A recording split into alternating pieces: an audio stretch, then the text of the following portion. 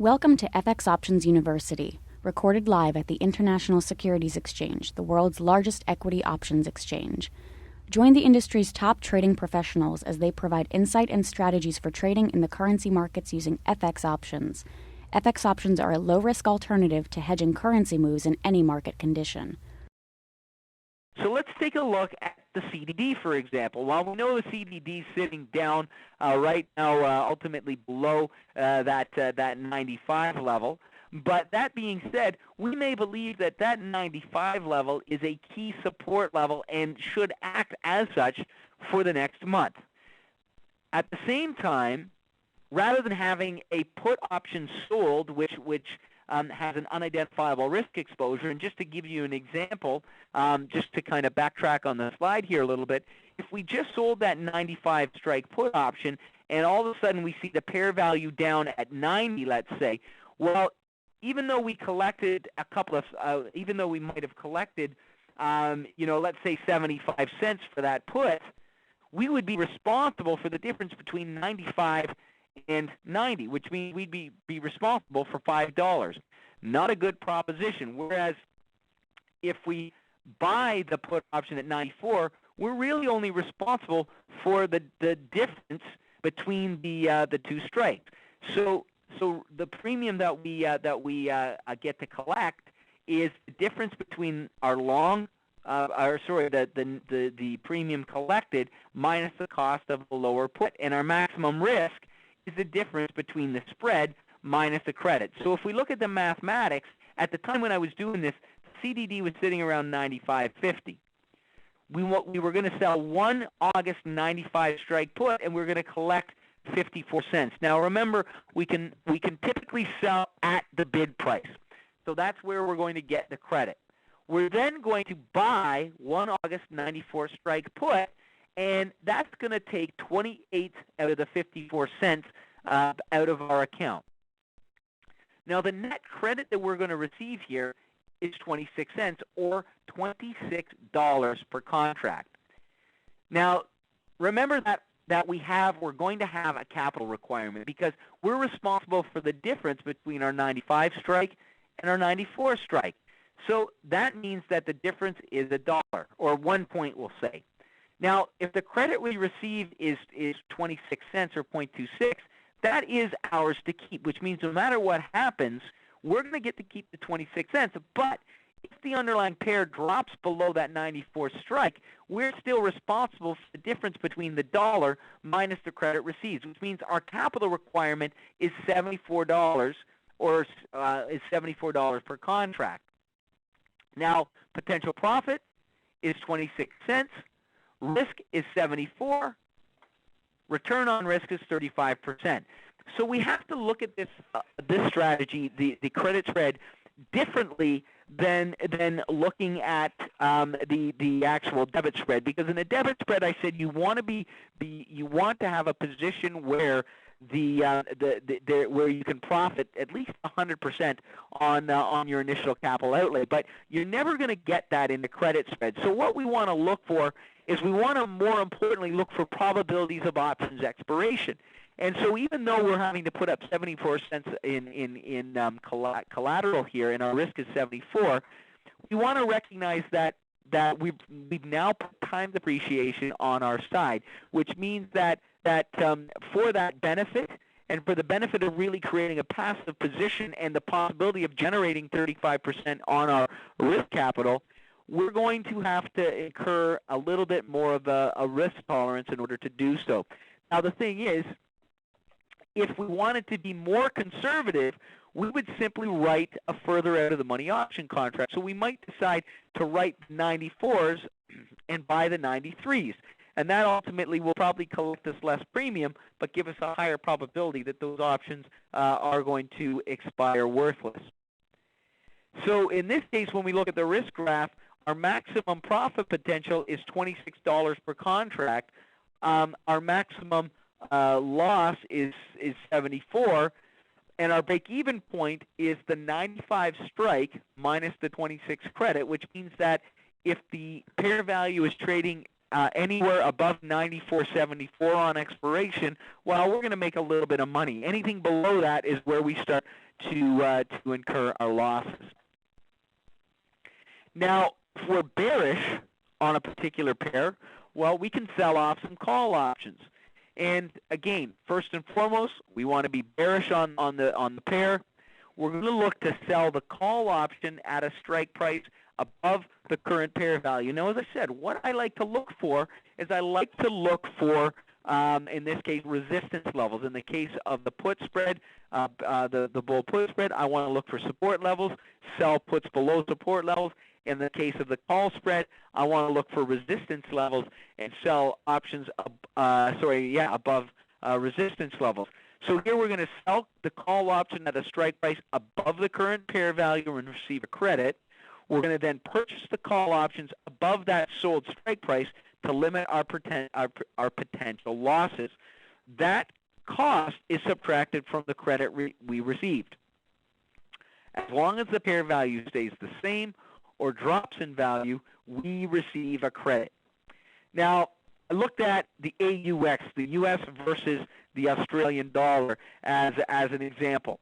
And my outlook was here, again, just as an example, is that we may feel that the AUX is going to stay below 96. And we may believe this because of a current resistance level that is being established. So we want to sell those calls off above that strike, and we want to buy the strike price above that in order to mitigate our risk exposure. So in order to determine how much credit we're going to make, what cash flow we're going to receive, we need to take the higher strike call premium and subtract it from the collected premium to come up with that number. The risk is then looking at the difference between the strikes minus the credit. So in this case, looking at the AUX being at 94, we're looking at selling off 1 August 96 strike call option and collecting 75 cents. We're then going to go in, we're going to buy a 97 strike call, and it's going to cost us 63 cents. Now, again, if we wanted to secure a higher credit, we could go to the 98 strike calls, and of course that's going to cost us less to buy because it's further out of the money, but our risk exposure is going to be greater because now we're going to be responsible for the difference between 96 and 98. So the further out we buy that protective call, the more credit we'll keep, but the more risk we assume on the position if we're wrong. Now, in this case, the net credit is 12 cents for $12. So when we calculate that out, the difference between the strike prices is 1 point. The credit that we received is 12 cents or 0.12 of a point. We take 1 point minus 0.12, and we have a capital requirement of 88 cents or $88 per contract. So our profit potential is 12. Our risk is 0.88. And our return on risk is 14%.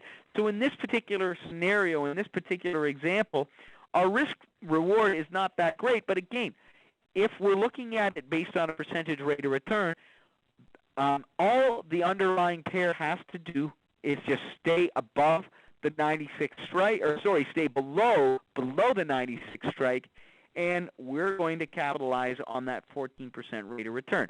So the idea is that we can create these particular credit spreads across a variety of different pair values and ultimately look to collect the premium on a month-to-month basis. And as long as we're conservative about which options we write, and we try to write the option contracts that look like they have a high probability of expiring, then we're going to be able to generate that cash flow on a month-over-month basis.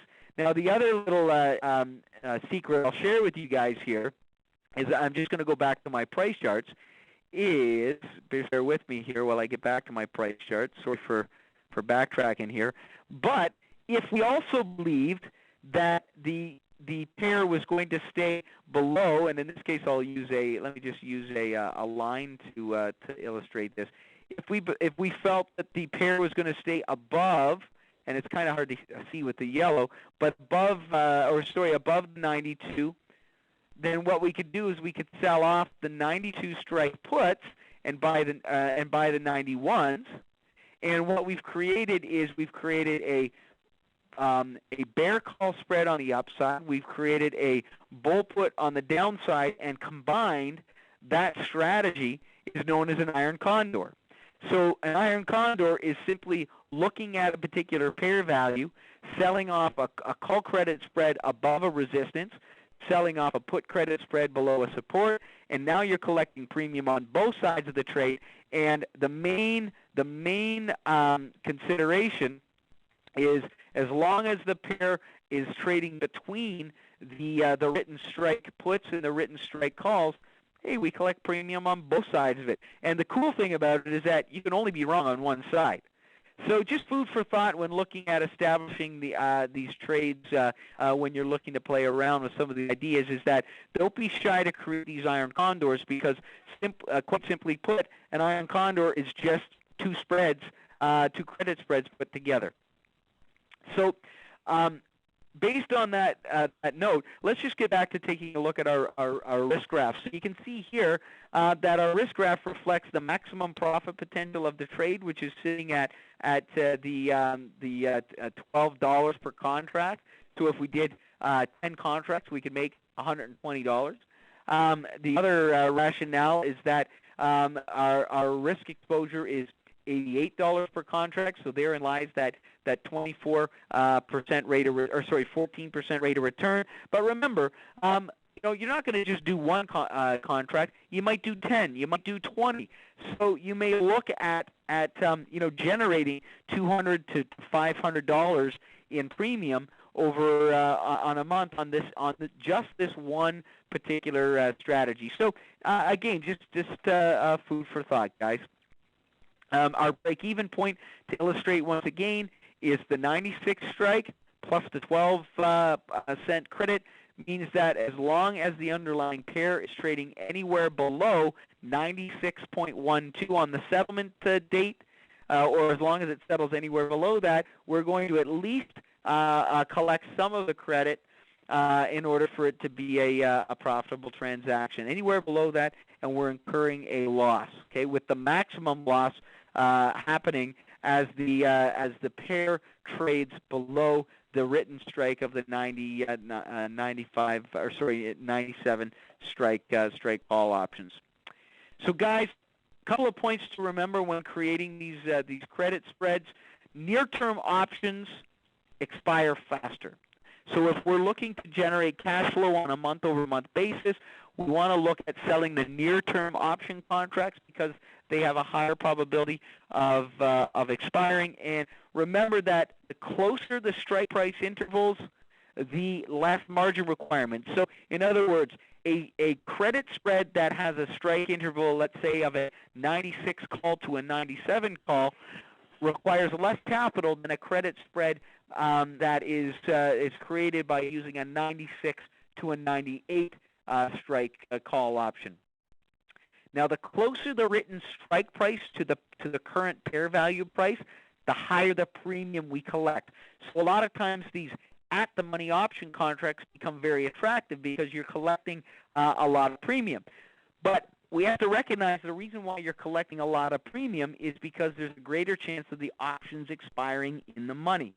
So if we want to put the odds in our favor, what we do is we go further out of the money, we collect less premium, but we have a higher probability of recognizing our full profits on that particular trade. And finally, again, the strategy is great for income generating. So just simply looking at utilizing these ISE FX option pair values to consistently generate cash flow on a month-over-month basis by identifying key support and resistance levels and selling those option contracts out of the money, creating that credit spread strategy to limit your capital requirements and mitigate your risk exposure, and just sitting back and letting those options expire. Now remember, if you feel that you're pressured in the position, if it's not going in your favor, just simply close it out at any time before expiration. Okay, you can close that position out anytime by simply buying the spread back, and it will alleviate you from any further risk. But ultimately, as long as the pair is trading, in the case of a call option right or below the written call, or in the case of the put option right or above the written put, you got nothing to worry about. So you can pop open your trading account, take a look at the pair value quote. As long as it's where it needs to be, you can close it up, and you can sit back and you can relax until the next day. So guys, just a reference to where you can find a lot of information, a lot more information on these pair values. You can take a look at fxoptions.com. A great resource, a phenomenal site actually. They've done a really, really, really good job at designing this site. Lots of phenomenal information, currency news and commentary. They've got a feature called FX Options TV where they've got a live analyst giving you insight on the state of the currency markets. There's podcasts, there's forums where you guys can kind of jump on board and chat with each other on your various thoughts and outlooks on the currency markets. And don't forget, guys, and I don't see it mentioned on here, but our FX Options Outlook, which optionsource.net produces every week for the ISE, and we're very proud to do so, where you can take a look at what our expectations from a technical standpoint is or are on the various pair values. We do the majors, we do the CDD, which is the U.S. versus Canadian dollar, EUI, which is U.S. versus euro. We do YUK, U.S. versus yen. We do BPX, which is U.S. dollar versus pound, and we do YUK, which is U.S. dollar versus a yen. So you can check that out. So with that in mind, guys, I'm going to wrap things up. And just a little shameless plug here. If you guys are interested in finding out more about what Option Source is all about, we invite you to hit the site, optionsource.net, and take a look at what it is that we do on a day-to-day basis. With that in mind, guys, always a pleasure. Katrina, thanks so much for having me back. We love to be working with you guys with these webinars, and it's great to be a part of the evolution of the FX options market. So I will wrap things up from here, and if anybody has any questions for me, you can certainly either type them in, or I can be reached at jason@optionsource.net. So with that in mind, guys, that's it for me. So enjoy the rest of your evening, the rest of your day, depending on where you are in the world. And Katrina, thanks again for everything. And we'll see you online hopefully very soon. All right, great. Thanks so much, Jason, for sharing your insights today, as usual. Thanks to everyone for joining us as well. If you'd like to learn more about the ISE FX options that we've discussed today, please visit fxoptions.com. You'll be able to see the full list of available currency pairs, plus take advantage of all of the educational resources that we have available on there as well. We do hope to see you at our upcoming webinars. This webinar, as always, will be archived at ise.com/archives. It should be up there within a couple of days. If you want to sign up for any future webinars, make sure to visit ise.com/webinars. You'll be able to check out the latest schedule there. Thanks again to everyone for joining us tonight, and we will see you again next week. Take care. Thank you for participating in this week's session. Please join us again next week. Get trading ideas, exchange rates, webinars, news, and commentary. Visit www.fxoptions.com. ISE FX options can be easily traded through all options-enabled brokerage accounts. These exchange-listed securities are cash-settled in U.S. dollars and have a European-style exercise.